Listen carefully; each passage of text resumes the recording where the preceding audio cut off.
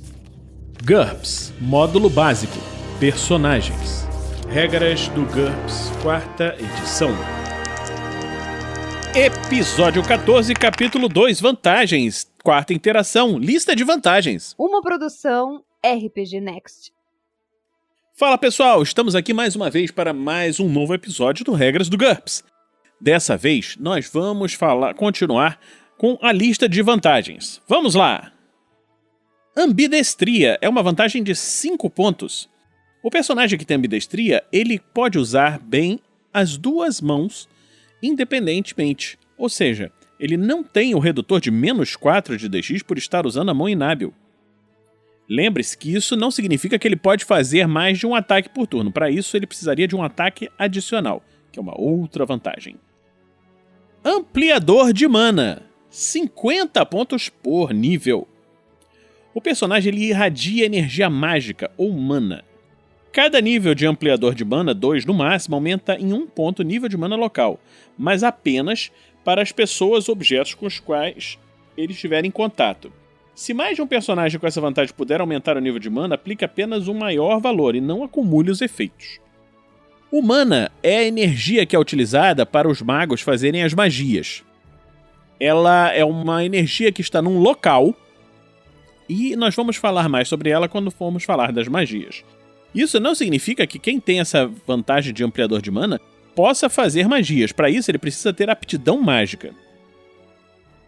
Essa habilidade tem algumas desvantagens. O personagem ele não pode ter resistência à magia, e qualquer mago pode ter um teste de fazer o teste de IQ mais seu nível de aptidão mágica para descobrir que ele possui essa característica.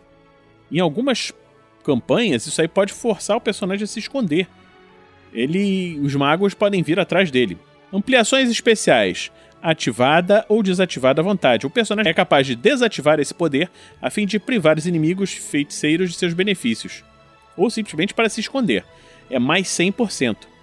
Efeito de área. A habilidade do personagem afeta tudo que se encontra em uma área ao redor dele. O primeiro nível de efeito em área corresponde a um raio de 1 metro. Os níveis seguintes dobram esse valor. É mais 50% por nível. Anfíbio. Custa 10 pontos. O personagem está adaptado para se movimentar sob a água. Suas perícias não estão sujeitas aos redutores provenientes de se trabalhar debaixo d'água, e ele é capaz de nadar com todo o seu deslocamento básico. No entanto, ele continua precisando de ar. Se você quiser que um personagem não precise de ar, ele pode ter a vantagem não respira. Entre algumas características típicas que se incluem a pele lisa, semelhante foco e dedos com membranas. Se o personagem só for capaz de se mover na água, ele deve adquirir a desvantagem aquático, que é diferente da vantagem anfíbio. Antecedentes incomuns. É variável. Essa é uma vantagem abrangente que pode ser utilizada pelo mestre para ajustar o total de pontos de qualquer personagem com habilidades especiais não muito comuns em uma determinada campanha. Por habilidades especiais, você pode estar falando de coisas exóticas, vantagens sobrenaturais, mas pode depender de qualquer coisa. Às vezes ter acesso a uma determinada tecnologia, ou ele pode ter acesso a uma vantagem de riqueza, onde todos na campanha são pobres, e etc. Essa vantagem tem um custo variável que deve ser atribuído pelo mestre. No entanto, o mestre deve pensar que nem todo conceito incomum de personagem merece antecedente comum. Ele deve cobrar essa vantagem apenas quando ele tiver um benefício tangível. Apagado. Custa 10 pontos. O personagem não existe oficialmente, nem mesmo as autoridades mais importantes da região sabem alguma coisa sobre ele. Em uma campanha fantástica, o NPC é um viajante misterioso. Adivinhações mágicas não servirão para descobrir detalhes conclusivos sobre seu passado ou sua verdadeira identidade. Em um mundo de alta tecnologia, ele não aparece nos scanners. Para manter essa situação, o personagem deve fazer negócios somente com dinheiro ou ações.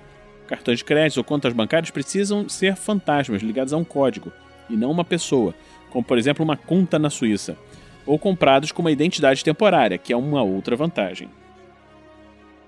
Se as autoridades vierem investigar o personagem, elas vão inicialmente pensar que tem algum erro e tal, mas quando descobrirem que ele não tem identidade, vão tentar prender.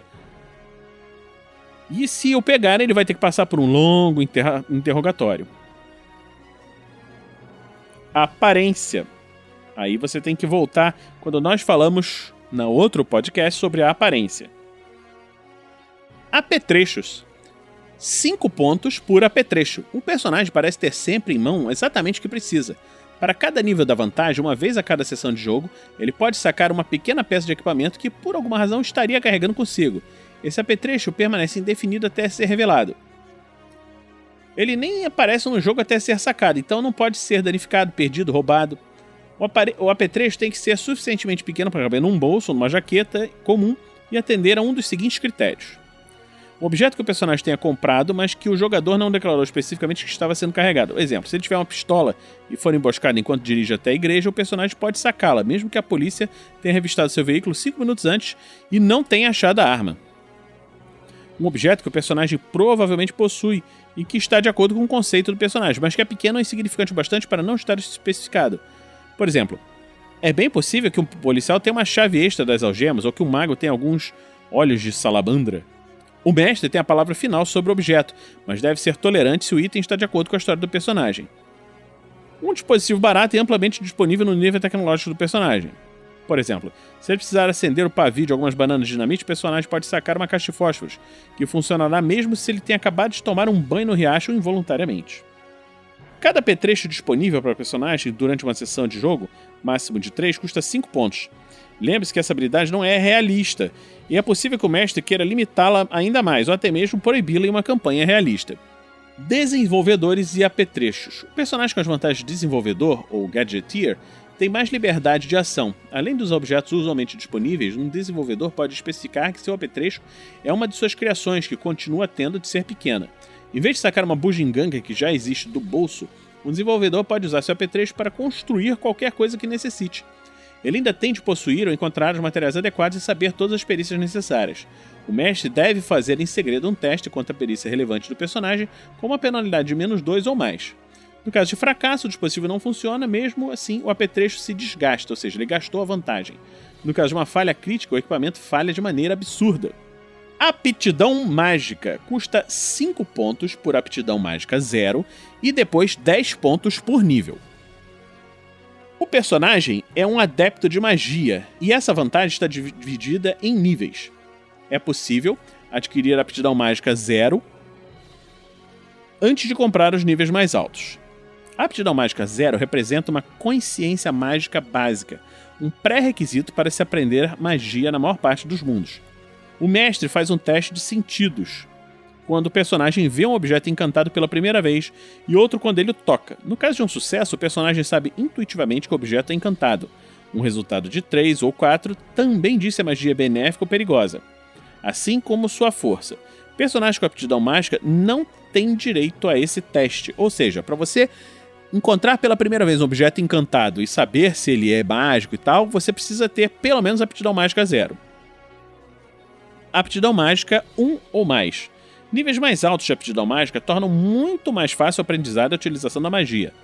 Adicione o nível dessa vantagem a IQ do personagem quando ele estiver aprendendo mágicas. Por exemplo, se o personagem com IQ 14 de aptidão mágica 3 aprenderá todas as mágicas como se a sua IQ fosse 17. Adicione também o nível de aptidão mágica à percepção quando o personagem estiver fazendo um teste para sentir a presença de objetos encantados. E a IQ quando estiver aprendendo a perícia taumatologia. Essa vantagem reduz o tempo necessário para se aprender novas mágicas durante o jogo, mas não o custo em pontos. Em 10% por nível de aptidão, até o tempo mínimo de 60% do tempo usual, no caso de personagem com aptidão mágica 4. Exemplo, um personagem com aptidão mágica 3 aprende mágicas em 70% do tempo usual. Ele consegue aprender as mágicas mais rápido. A magia flui por ele de maneira mais fácil. Mágicas poderosas têm um nível mínimo de aptidão mágica como pré-requisito. Por isso, o personagem tem que ter o cuidado de verificar esses pré-requisitos na lista de mágicas. Quando nós estivermos falando sobre mágicas, nós vamos falar dessas listas. Lembre-se que os níveis elevados de aptidão mágica permitem que o personagem consiga resultados poderosos, até mesmo com as mágicas mais básicas. E quando nós estivermos falando sobre magia, vamos ver. Os efeitos da magia com quem tem mais aptidão mágica são mais imponentes. O mestre estabelece o nível máximo de aptidão mágica permitido para os personagens no jogo. O nível 3 é apropriado para a fantasia clássica, ou seja, a maioria das campanhas de fantasia em que se joga. Como o GURPS é um sistema universal, nós temos de considerar a possibilidade de existirem magos num cenário sem magia. O uso da aptidão mágica fica mais complicado em um cenário sem magia. O personagem continua tendo a capacidade de detectar a magia, mas até ele ganhar experiência, o mestre não deve dizer aquele ídolo é mágico, e sim, aquele ídolo tem uma aparência muito estranha para você, muito sinistra, você sente que existe alguma coisa de especial nele. Se pertencer a uma cultura sem magia, o personagem começa sem nenhuma mágica, mas pode aprender se tiver uma oportunidade. Quando entrar em um mundo mágico, todos aqueles que forem capazes de detectar sua aura reconhecerão nele o potencial de um poderoso usuário de magia, e a maneira como eles reagirão vai depender do cenário. A aptidão mágica 0 custa 5 pontos para todos os magos, mas é possível aplicar uma das limitações a seguir aos 10 pontos por nível de aptidão mágica 1 ou mais em seguida.